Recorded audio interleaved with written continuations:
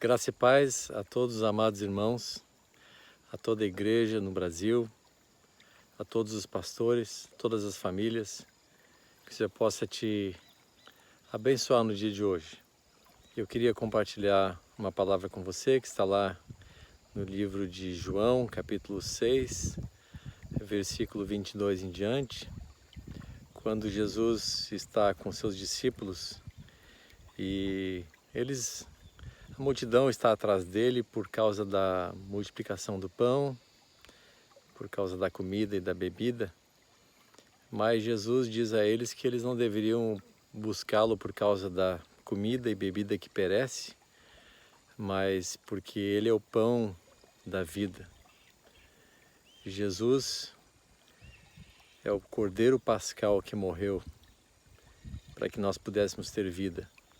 Aquele dia lá no Egito, quando Deus diz a Moisés para alertar o povo que devesse preparar o Cordeiro Pascal e colocasse o sangue nas ombreiras das portas, a Páscoa era um sinal de passagem, o significado era a passagem da escravidão para a vida, mas alguém iria ter que morrer para que houvesse vida, para que houvesse liberdade, esperança. E aquele dia, então, aquele cordeiro teve que morrer para que cada família pudesse colocar o sangue nas ombreiras das portas, para que quando o anjo passasse, o primogênito não morresse. E na casa dos egípcios, o primogênito de cada família, de cada animal, morreu naquele dia. Mas Jesus, o primogênito de Deus, morreu para que todos nós pudéssemos ter vida. Ele era o Filho unigênito e depois se tornou o primogênito. Hoje nós temos vida, estamos comemorando a Páscoa, lembrando que nós passamos da morte para a vida. Nós saímos daquela situação de escravidão, nós saímos de uma posição de morte, de maldição, para que nós pudéssemos ter vida.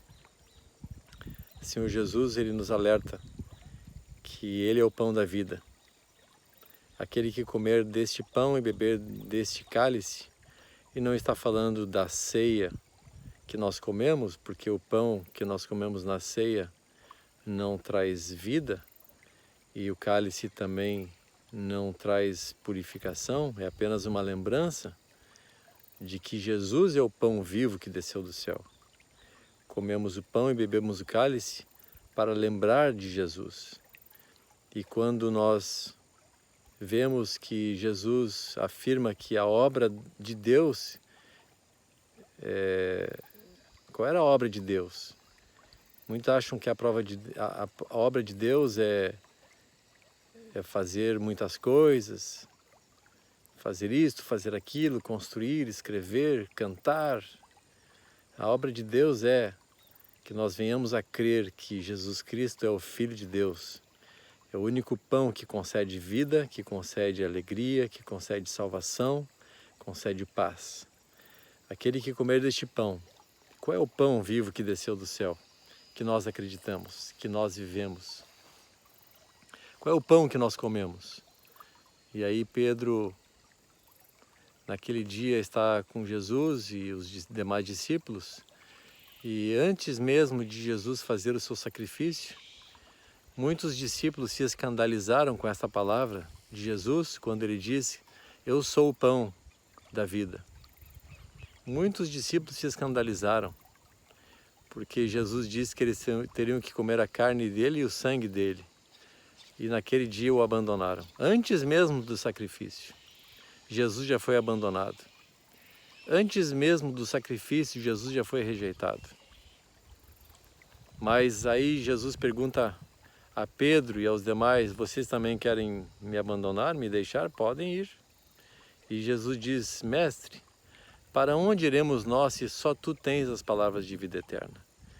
Então, o pão que Jesus nos deixou, ele já está na glória, já foi ressuscitado, ele vive pelos séculos dos séculos. O pão vivo que nós comemos hoje é a sua palavra.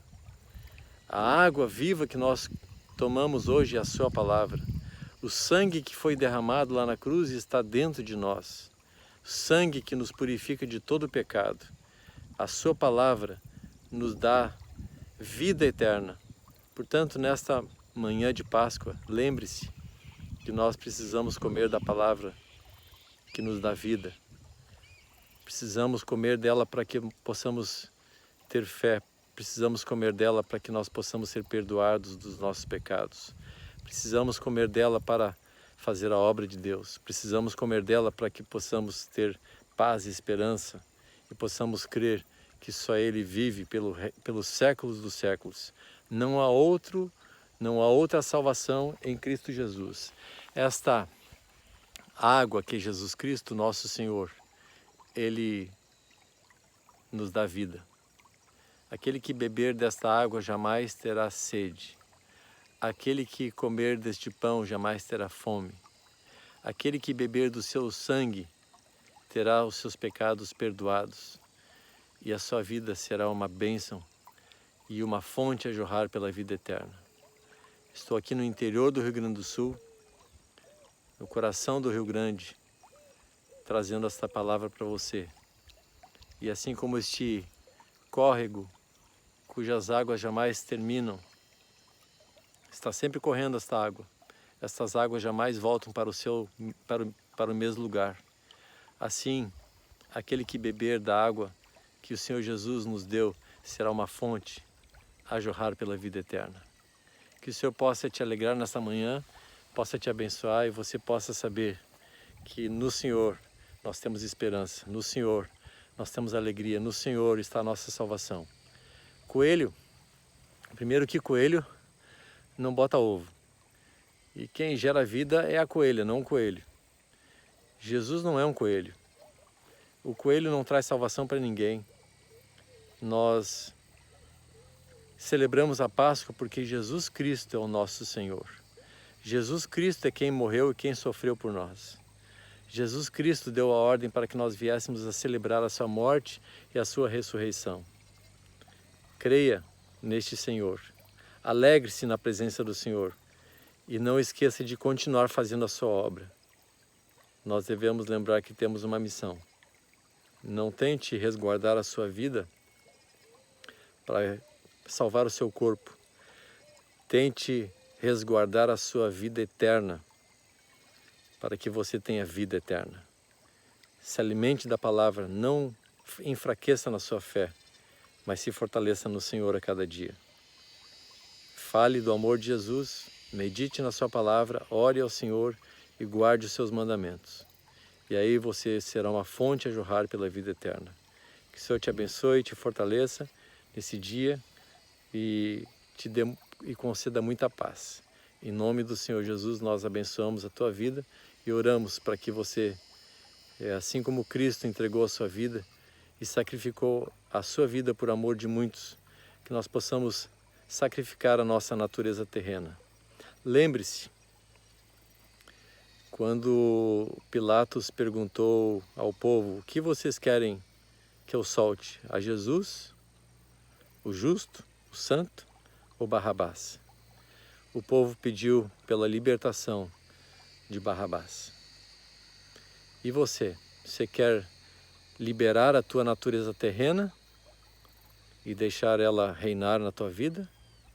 Ou você quer sacrificar a natureza terrena para que Jesus possa reinar na tua vida? A quem você quer libertar? Se nós crucificarmos a nossa natureza terrena, teremos vida. Se nós libertarmos a nossa natureza terrena, nós vamos morrer.